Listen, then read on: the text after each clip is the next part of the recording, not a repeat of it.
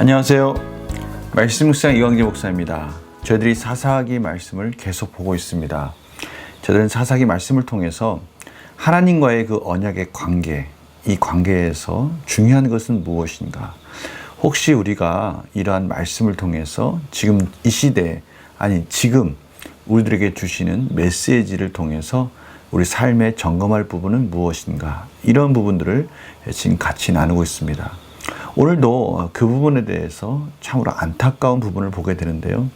저희들이 이러한 부분을 보면서 그렇구나. 이 시대와 지금 오늘 저희들이 영적 투쟁의 시대에 선을 긋는, 평행선을 긋는 이런 과정들을 통해서 하나님의 메시지를 듣고 그 메시지를 통해서 저희들이 바른 응답을 할 때 저희들 삶 가운데는 이전과 다른 놀라운 축복이 임할 줄 믿습니다. 오늘 말씀을 통해서 바로 이러한 부분을 저희들이 소망하면서 같이 말씀을 나누도록 하겠습니다. 제가 기도하고 시작하겠습니다. 하나님 아버지 감사합니다. 저희들이 늘 연약하고 부족함 가운데 하나님의 은혜를 구하며 오늘도 귀한 메시지를 듣고자 합니다. 하나님 가르쳐 주시고 성령님 조명하여 주셔서 참으로 하나님 앞에 저들이 순종하는 것 외에는 도무지 길이 없음을 깨닫게 하여 주시옵소서. 감사드리며 예수님의 이름으로 기도드립니다. 아멘. 사사기 2장 1절에서 10절 말씀을 제가 봉독해 드리도록 하겠습니다.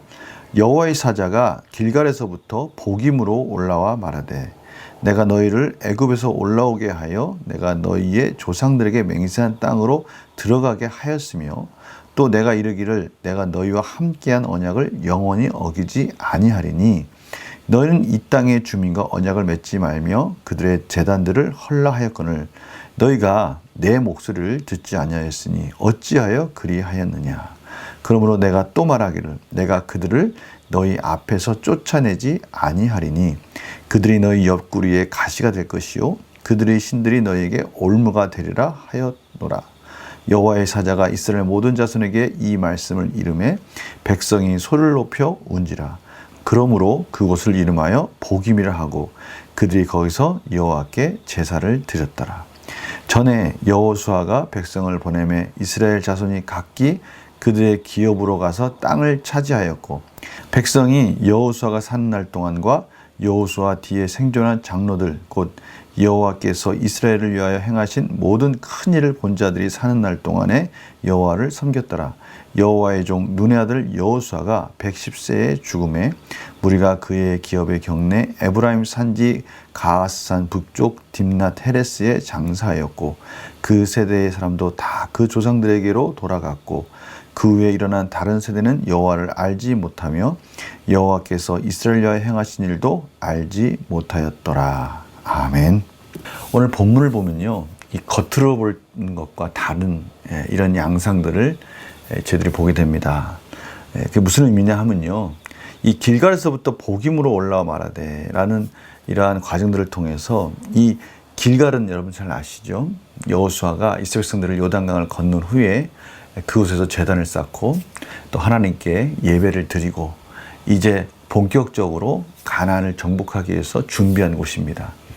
그곳에 유월절 제사를 드리면서 참으로 하나님께 은혜를 구했던 아주 그 중요한 이 장소의 적 의미를 가지고 있습니다. 거기서부터 이제 복임으로 올라갑니다. 이 복임은 어떤 의미인가? 이 부분은 이제 뒤에 설명이 됩니다. 하나님께서 이스라엘 백성들에게 어떻게 행하셨는가를 구체적으로 설명하십니다. 오늘 1절에 보니까요. 내가 이르기를 내가 너희와 함께한 언약을 영원히 어기지 아니하리니. 하나님께서 이스라엘 백성들과 언약을 맺으셨고 그 언약을 성실하게 지키시겠다고 약속하셨습니다. 그러면서 이 땅의 주민과 언약을 맺지 말며 그들의 제단들을 헐라하였거늘 이러한 언약에 이스라엘 백성들이 해야 될 일들을 가르쳐 주셨어요. 이제 이 약속의 땅에 들어가서 하나님이 명령하신 것을 신실하게 지켜서 이스라엘 백성들과 타협도 하지 말고 그들의 모든 우상들을 진멸하고 하나님의 명령 가운데 온전히 정복하고 심판하라고 하나님께서 말씀하셨어요. 그런데 이스라엘 백성들은 그런 하나님의 명령 가운데 오늘 보니까요.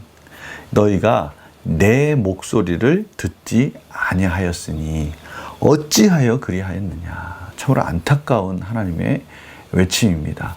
어찌하여서 하나님의 명령 가운데 순종하지 아니하였느냐라고 말씀하십니다. 그러므로 내가 그들을 너희 앞에서 쫓아내지 아니하더니 그들이 너희 옆구리에 가시가 될 것이요 그들의 신들이 너희에게 올무가 되리라. 그들의 신, 이 우상을 섬기는 배교의 가능성까지 이제 하나님께서 보여주고 계십니다. 이스라엘 백성들이 우상을 섬길 텐데 우상을 섬기는 것이 그들에게 올무가 될 것이다 라고 말씀해 주셔요.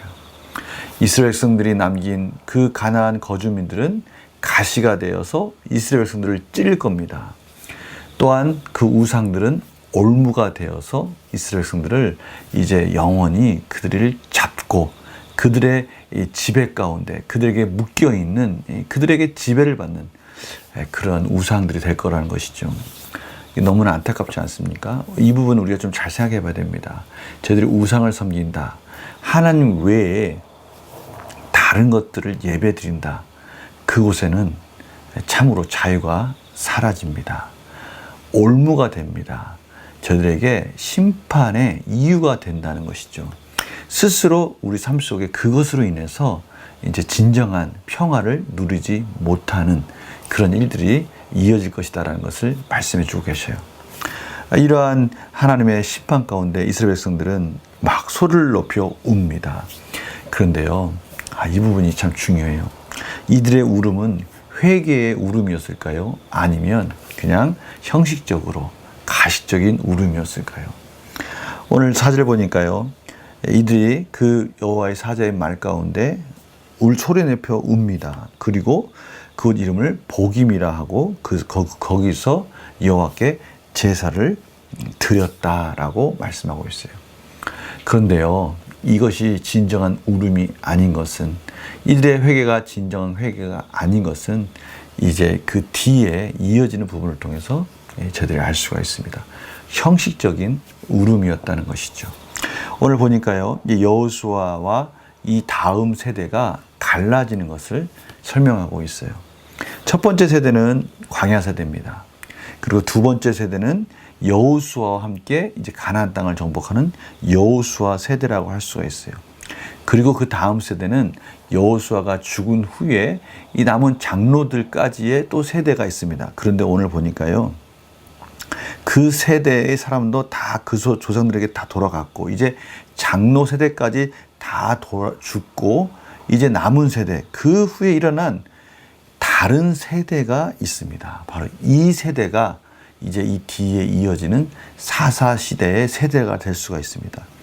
이 세대는 여호와를 알지도 못하고 여호와께서 이스라엘을 위하여 행하신 일도 알지 못하였다라고 참으로 안타까운 세대에 대해서 말씀하고 계십니다. 근데 이러한 결과가 왜 일어난 것입니까?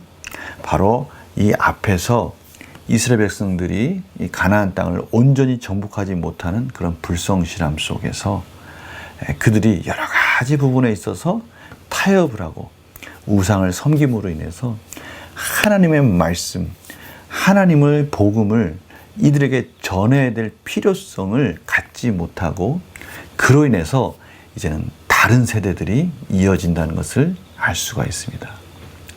참 안타깝습니다. 하나님 말씀 가운데 온전히 순종하지 못한다는 것은요, 여러 가지 삶의 다양한 분야에서도 이런 하나님의 영향력이 미치지 못하고 있다는 것을 저희들에게 말씀하고 계시는 것이죠. 우리 한번 문제를 풀어볼까요? 가나안 땅을 기업으로 물려받은 이스라엘 다음 세대는 왜 신앙을 물려받지 못했습니까?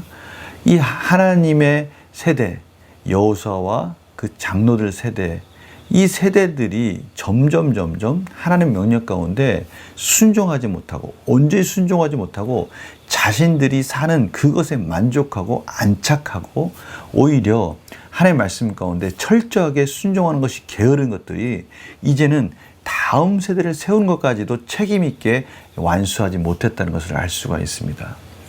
그들이 하나님의 말씀 가운데 온전히 순종하고 그 땅에 있는 거주민들, 원주민들을 온전히 쫓아냈다면, 이러한 열매들은 하나님께 대한 온전한 순종과 함께 그 다음 세대에게 그대로 전수되어져서 하나님 말씀 가운데 온전히 순종한 것이 어떤 삶인지를 그대로 가르쳐 줬을 텐데, 또한 그러한 전쟁을 통해서 하나님이 하고 계시는 역사들을 통해서 그 다음 세대에게 왜 이러한 일들을 하고 있는지에 대한 그 필요성들도 충분히 가르쳐 주었을 텐데, 이러한 일들을 그들의 삶 속에서 그저 자신들의 무엇을 먹을까, 무엇을 입을까에 집착함으로 인해서 그 중요한 신앙의 전수를 게을리했다는 것을 저희들이 알 수가 있습니다. 참으로 안타깝습니다. 하나님 말씀 가운데 온전히 순종하지 못한다는 것, 하나님 말씀에 온전히 매달려서 그 은혜를 붙들고 산다는 것, 이것이 단순히 그냥 나만 그렇게 산다는 것이 아니라 내 다음 세대까지 이 신앙이 이어진다는 것에 대해서는 저희들은 깨어 있어야 되는 것이죠.